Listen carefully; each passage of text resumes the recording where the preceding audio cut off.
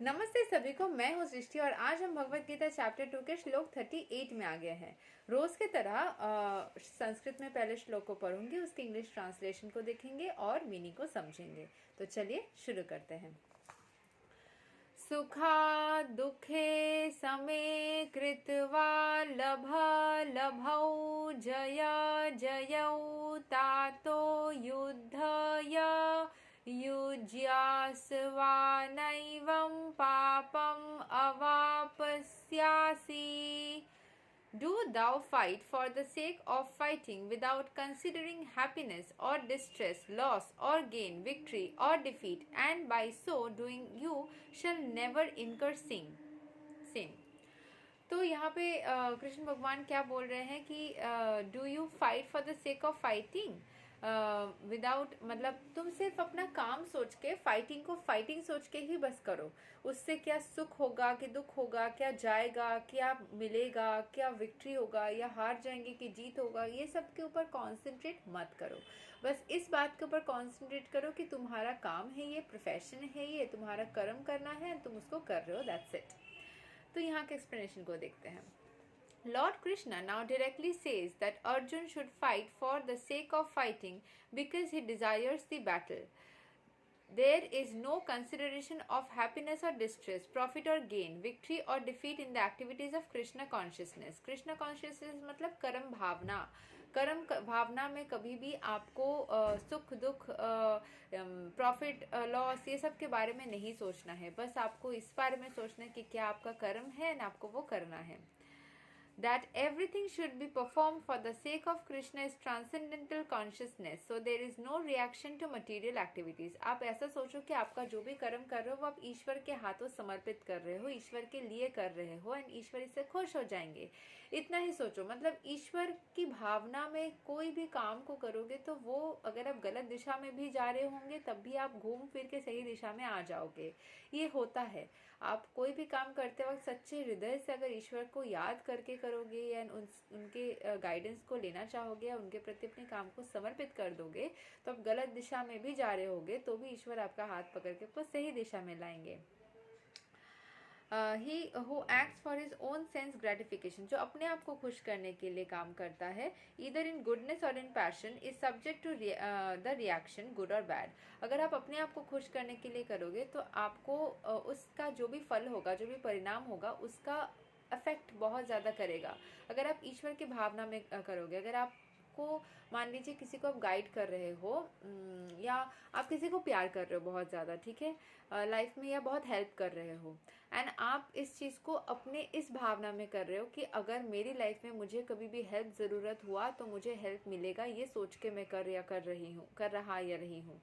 या फिर आप ये सोच के कर रहे हो कि वो इंसान आपके लिए खुश हो जाके आपको कुछ देगा। वो इंसान देना चाहता है क्या? उसने बोला है आपको कि उसको आपको वापस से हेल्प करना है? आप खुद से वो दया भावना उसके अंदर जगाने की कोशिश करो एंड गिव एंड टेक वाला रेशियो को उसके दिल में बिठाने की कोशिश करो। क्या उसने बोला है कि मुझे आप दो तो मैं वापस आपको दूंगा? क्या उसके तरफ से ये बात आई? आपके दिमाग में वो बात आई। तो इसीलिए अगर आप खुद से ये सारी चीज़ें सोचोगे एंड करोगे, आपको सिर्फ दर्द होगा। If you do it for your own benefit, for your own satisfaction, own मतलब नीड्स, तब आपको दर्द ही होगा। बट अगर आप इस भावना से करो कि मेरा ये काम है, मान लो मैं इसको कर्म दान करना चाहती हूँ, मैं इसको सही राह पे लेके जाना चाहती हूँ, and I don't want anything out of it, मैं ईश्वर के भावना में इसको कर रही हूँ कि ईश्वर का और एक बच्चा और एक संतान जिसके अंदर ईश्वर बसते हैं, शायद उसको थोड़ा सा ज़रूरत पड़ रहा है इस मटेरियलिस्टिक वर्ल्ड में, थोड़ा गाइडेंस का, थोड़ा हेल्प का, थोड़ा सपोर्ट का, थोड़ा प्यार का, तो मैं दान कर रही हूँ इसको, एंड उससे मैं दान कभी वापस नहीं लिया जाता। आप खरीदारी नहीं कर रहे हो, सौदा नहीं कर रहे हो, बिजनेस नहीं कर रहे हो कि आपने दिया तो आपको उसके बदले चाहिए, आपने सामान बेचा उसके बदले पैसा चाहिए, या आपने प्यार दिया या आपने हेल्प सहायता की तो उसके बदले आपको चाहिए। नो, दान जो होता है वो दान ईश्वर के भावना में दान होता है, सौदा नहीं होता है।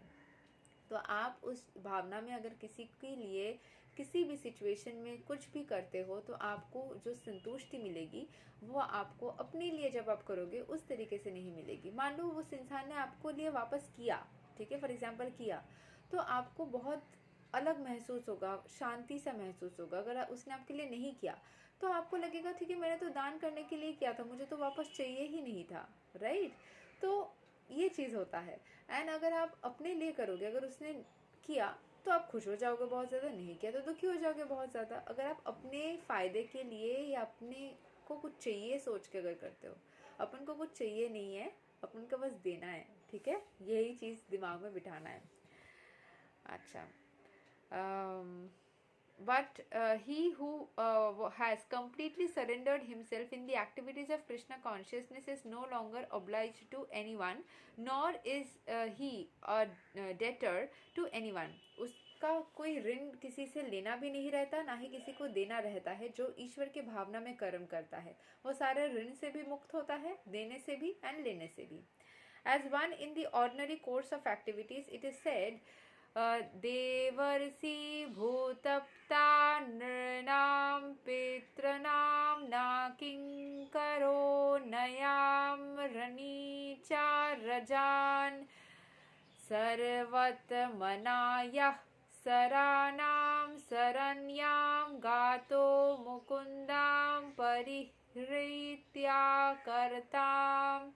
Anyone who has completely surrendered to Krishna, Mukunda, giving up all other duties, is no longer a debtor, nor is he obliged to anyone, not the demigods, nor the sages, nor the people in general, nor kingsmen, nor humanity, nor forefathers. That is the indirect hint given by Krishna to Arjuna in this verse, and the matter will be more clearly explained in the following verses. ईश्वर में सभी बसते हैं, सब में ईश्वर बसता है, वाइसी वर्सा। अगर आप ईश्वर के प्रति अपने सारा सब कुछ समर्पण कर देते हो तो ईश्वर से जो भी पार्ट्स एंड पार्सल्स निकले हैं ना, जो भी सारे आत्माएं, वो उनसे ही कनेक्टेड है। तो आप अपना सारा चीज़ अगर उनके भावना में सोच के करते हो तो सभी के प्रति आपका करना सार्थक हो जाता है। सभी के प्रति आप जो काम करते हो that becomes actually valuable, that is actually worth it, वो वर्दी हो जाता है। एंड आप हर किसी चीज़ से, हर किसी सिचुएशन से मुक्त रहते हो। किसी में भी you don't have anything to give और take, you are completely free from everything, you don't have any debts, ठीक है, आपका ऋण नहीं रहता है, आप हर जगह से ऋण मुक्त होते हो। तो हर एक काम को ईश्वर के भावना में करो, समर्पित करके करो, be a giver kind of a person and never expect, उतना ही दो जितना आप दे सकते हो। ऑब्वियसली अपने आप को कष्ट में डाल के देने के लिए कोई नहीं बोल रहा है, बट जब भी दो इस भावना से दो कि मुझे इसको दान करना है। श्रम दान, कर्म दान, ये सारे दान में आते हैं। जो पुण्य कमाने के लिए हम दान करते हैं ना, उसमें वस्त्र, उसमें पैसा, इन सब के अलावा आप कर्म दान भी कर सकते हो, श्रम दान कर सकते हो, उससे बहुत अच्छा होता है। क्योंकि आपके पास ना ये सारे जो वस्तुएं हैं, मटेरियलिस्टिक चीज़ें हैं, उससे भी कहीं ज़्यादा आप खुद हो। यू एक्चुअली आर, माने सारे चीज़ों को पोजेस करना इज़ नॉट पॉसिबल। आप किसी भी मटेरियल चीज़ को नहीं बोल सकते कि ये मेरी है ज़िंदगी भर के लिए, आपको अपने कर्म से उसको बनाना होता है। So you actually possess your self completely, selflessly, without anybody saying कि नहीं ये तुम्हारा नहीं है। ये आप सिर्फ एक ही चीज़ को बोल सकते हो कि आपका खुद का है, वो आप खुद हो। You can tell that you your self belong to your self, मतलब समझ पा रहे हो चीज़ को। Your soul only belongs to you, your body belongs to you. आपका खुद का कुछ है तो आप खुद ही हो, ठीक है, आप खुद अपने पोजेशन हो। So if you want to donate something to somebody very precious, you can donate your karma, you can do something for them, you can help them, जो आपका एक्चुअली सेल्फलेसली आपका खुद का है। बाकी चीज़ें जो है वो भी आपको कर्म से ही लेके फिर करना होगा। So you have to again in any ways do some karma to get something and then give it to somebody, and you can directly give your karma to somebody also। आप कर्म भी कर सकते हो किसी के लिए, किसी को हेल्प करके किसी तरीके से जो कि जायज़ हो। चीटिंग वीटिंग जैसा होता है ना एग्जाम में हेल्प करना, that is not something which is like we are promoting, that is something not right, ठीक है। उस तरीके का हेल्प करो जो जायज़ मदद हो, जो जायज़ मदद हो। यही तक था श्लोक नंबर 38। अगले वीडियो में हम श्लोक 39 को कवर करेंगे। तब तक के लिए हरे कृष्णा।